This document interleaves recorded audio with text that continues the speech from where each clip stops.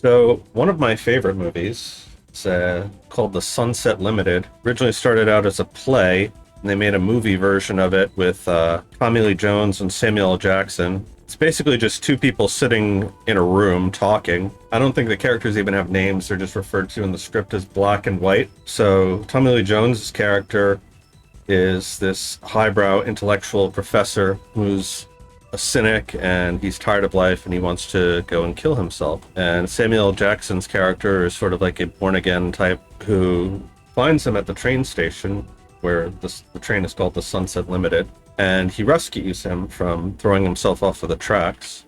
And so they have a conversation. For the entire movie is just the two of them having this in-depth conversation. And so one of the things that the professor can't understand is, why do you live in this dump, in this ghetto, basically? Why do you stay here? Why don't you go somewhere where you can do some good? And Sam Jackson's character replies, as opposed to where good is needed. And then in the course of just trying to talk to him and figure out what's on his mind, he winds up cooking a meal for him. The professor's eating it and he's like, this is truly very good. And so Sam Jackson makes a comment that I think is absolutely brilliant and something that I tend to take to heart. He said, the poor have to innovate. Think about that. If you're rich, if you have resources, right, nothing needs to change because you have everything that you need. We only fix problems if things aren't going well.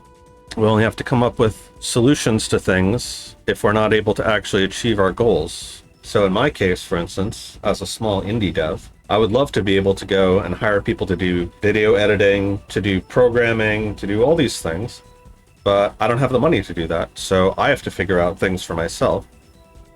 And in some ways, it's good because it forces me to really stop and think. Some of the games that I'd wanted to make, if I could just outsource that, I would be making them already, but they would be worse in a lot of ways because they would just be like carbon copies of other things. Whereas here I have to think about how to make them, which forces me to think about the systems involved.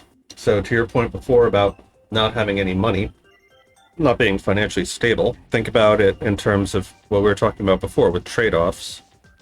What are some of the advantages you do have? Look at how many AAA games come out that just absolutely suck. They have all the money in the world, and yet they put out garbage like Starfield, or what's the other one? Star Citizen. Star Citizen at this point probably has more money than God, and yet where's their game? Everyone was so excited for it. Where is it? I don't want to outright say that it's a scam, but I kind of have a hard time seeing how and when and if they're ever going to finish it. And even if they did, it's probably not going to live up to all the hype. And even if it does, probably by that point, people have moved on. I should also note, since we're talking about the Sunset Limited, that was a very small, low-budget movie. Had a cast of two. Probably 90% of the budget just went to paying Tommy Lee Jones and Samuel L. Jackson. The entire set is basically just a single apartment building in the middle of the ghetto, and probably the most difficult thing they had to do was build it so that the walls of the room can come off as they need to pan around the camera. Something like that is a far better story than Rings of Power. For what it is, it was far better produced. The other thing, too, is if you're small, the fact that you have to do more things means you're more intimately involved in every aspect of the project, so you care more about it succeeding. I'm sure you can all think of examples of studios who started out small and they loved everything that they were doing. It was a passion project. Then when they made it big, suddenly they stopped giving a flying fuck. Not everyone is necessarily like that. So we shit on AAA companies a lot, but Nintendo is a AAA company. FromSoft is a AAA company at this point. When you have the money and you care, that's when magic happens. That's how they're able to put out things like the recent Elden Ring DLC, for instance. Oh, what happened here? Excuse me. There we go. Brief nightmare fuel. I think we wanted these to go in the back. I think we'll just leave that like that. Yeah, some resistance is needed in most things. Think about it like this. A car doesn't go anywhere if there's no friction. In order for the tire to make contact, it needs friction, right? Because if you ever tried driving on ice where there's no friction, it just spins in place. It's that friction that allows it to propel forward.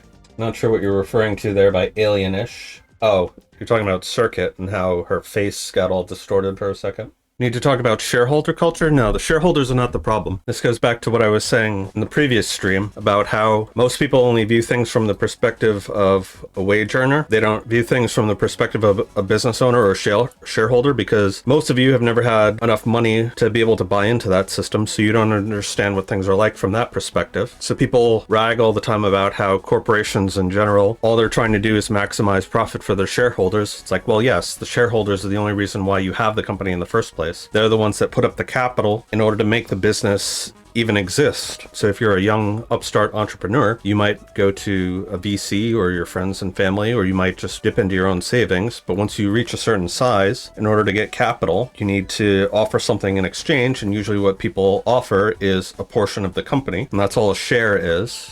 You're sharing in the profits of that company. So if you owned a share in a company, pick whatever company you like, and you go and you buy a share, you want the company to do well, because if the company does well, you make money. And the way that the company does well is if they have a good product, they provide value to people, and they don't fuck up. They don't get embroiled in scandals. So no, capitalism is not the problem, shareholders are not the problem, corporations are not the problem. It's bad actors and dumb fucks doing dumb fuckery that's the problem. Something else that's really popular to talk about in the industry right now is they want to unionize artists and writers. Like we just had the writer's strike in Hollywood, for instance, wanting to unionize YouTube creators. All that's going to do is drag things down to the lowest common denominator. Trust me, I've seen what this looks like from the other side. I've worked in unions before. If you're somebody who's like industrious and ambitious and actually wants to get ahead in life and not just do the bare minimum and scrape by with all this quiet quitting bullshit, then people who are in that situation, they look at you as the problem, right? They think that you've sold out to the man just because you want something better for yourself and you're willing to work for it and to eat shit for a while when they're not willing to eat shit for a while. And they're jealous of you for that, and they want to make you feel like shit. All right, I don't know what's going on with that, so we'll just leave that alone.